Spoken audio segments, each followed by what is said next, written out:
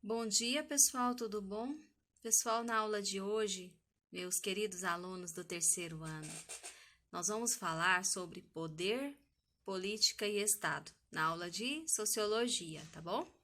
Eu vou tentar dar essa aula, então, mostrando para vocês aqui a dinâmica do nosso slide e explicando aqueles pontos principais sobre poder, política e Estado, ok? Quando terminar, se vocês quiserem tirar dúvidas, deixe aí nos comentários que eu volto e respondo imediatamente. Ou assim que for possível. Muita saudade de vocês, né? Mas vamos lá, não sabemos quando vamos voltar, então vamos dar continuidade aqui às nossas aulas virtuais. Poder, política e Estado. Provavelmente todo mundo já deve ter ouvido falar. Inclusive, todos os dias a gente se depara com alguém lutando pelo poder no Estado. Alguém querendo comandar e ter o poder nas mãos. E isso tem gerado muita briga política, né? Vamos ver então como que isso se dá. Poder política. Vamos começar então falando um pouquinho sobre a ciência política. O que é a ciência política? Muito estudada nas faculdades, tá? Ela é inclusive uma das ciências sociais.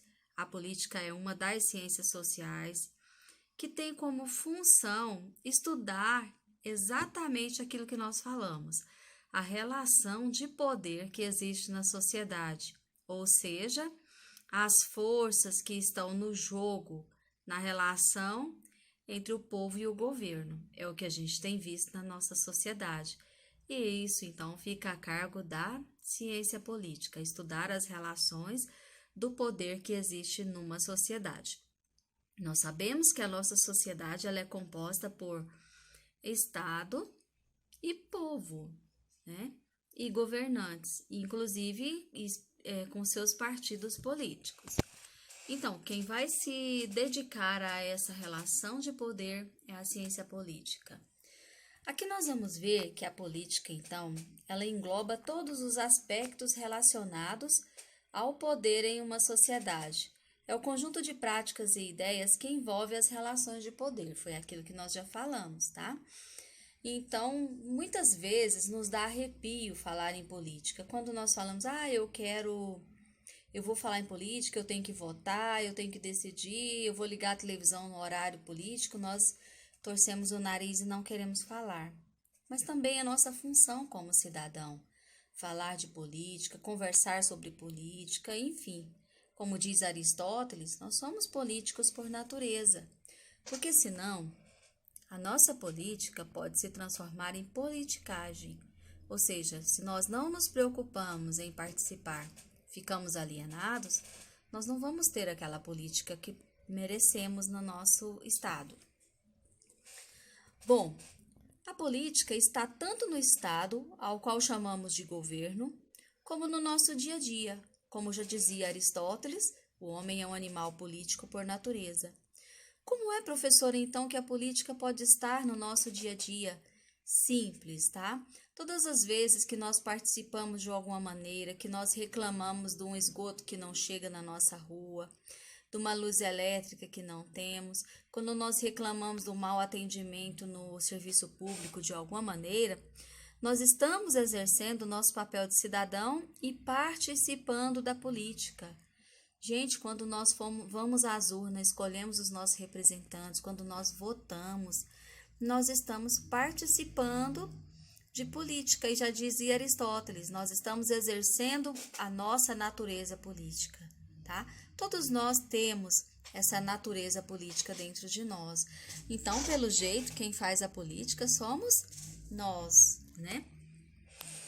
Aqui nós vamos ver que as políticas de Estado são aquelas feitas pelos governadores. Essas são as políticas de Estado, que é função do governador, do presidente da República, do prefeito, fazer essa política acontecer. A política também está no nosso cotidiano. Quando nós pesquisamos sobre os candidatos antes de irmos às urnas, por exemplo, quando denunciamos um crime ambiental ou quando nos calamos frente a uma injustiça social, nós estamos fazendo política, entendeu? Então, a política somos nós que fazemos. Nesse outro slide aqui, isso vai ficar mais claro para nós, olha. Quem constrói a política? Olha que imagem interessante, né? Os operários construindo a política. Então, de alguma maneira, essa política, ela é construída pelo povo, né? Bom, na prática, então, quem constrói a política é o cidadão, com seus pequenos atos do dia a dia. Exemplo, já falei antes, quando nós reclamamos do serviço público que não são prestados de acordo com aquilo que nós merecemos. Então, nesse caso, a política ela é construída por todos os cidadãos, por todos nós. Os atos políticos são decisões cotidianas que afetam a vida, da minha vida, a sua vida e a vida de todos os outros membros que estão relacionados e têm os seus direitos, né? E também não podemos esquecer que nós devemos cumprir os nossos deveres. Não é apenas cobrar os nossos direitos, né? Mas apenas cumprir os nossos deveres. E essa frase aqui é interessante, ó. Assim, a política costuma refletir as ações políticas de seus cidadãos. Então, a política, enquanto institucional, enquanto governamental, ela vai refletir, mais uma vez, as ações dos seus cidadãos.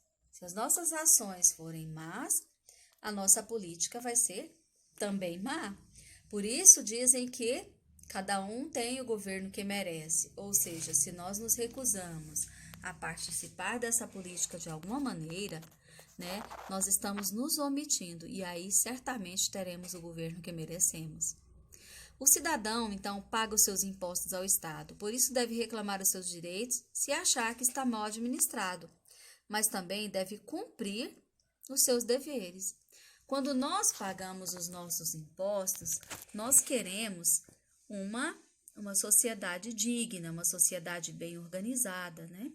E se nós não cobrarmos isso, o povo, com certeza, aquele povo que foi escolhido e que está no poder, pode abusar desse poder. E aí nós não teremos a sociedade limpa, organizada que nós merecemos. Afinal de contas, gente, nós somos cidadão, pagamos os nossos impostos e por isso merecemos. O povo, quando é organizado numa democracia, tem muito poder nas mãos, exatamente. O povo tem o poder nas mãos e não sabe usar esse poder, né?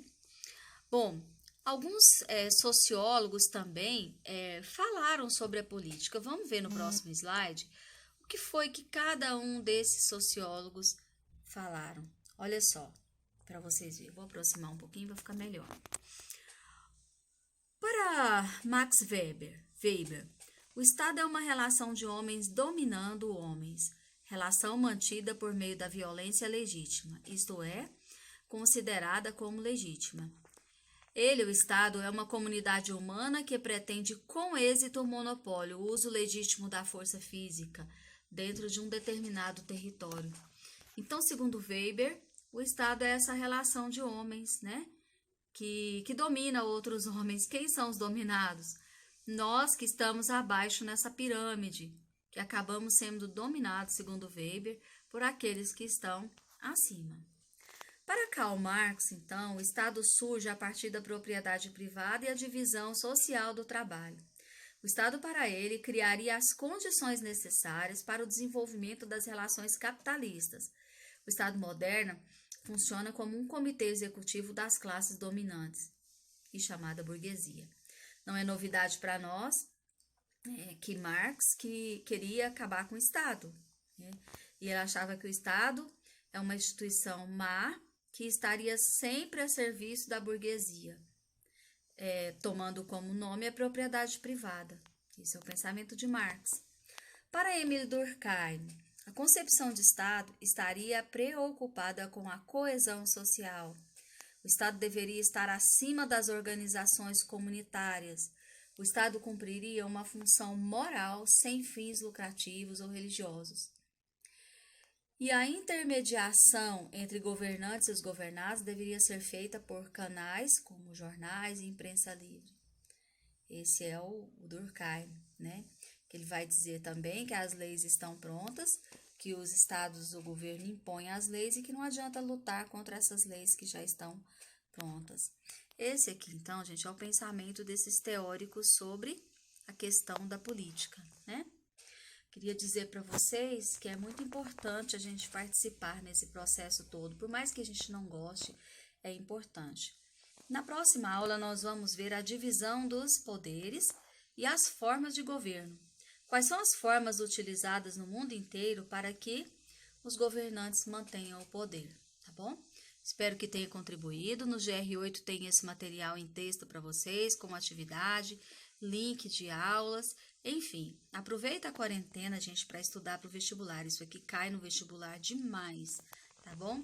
Um beijo no coração de vocês e até mais.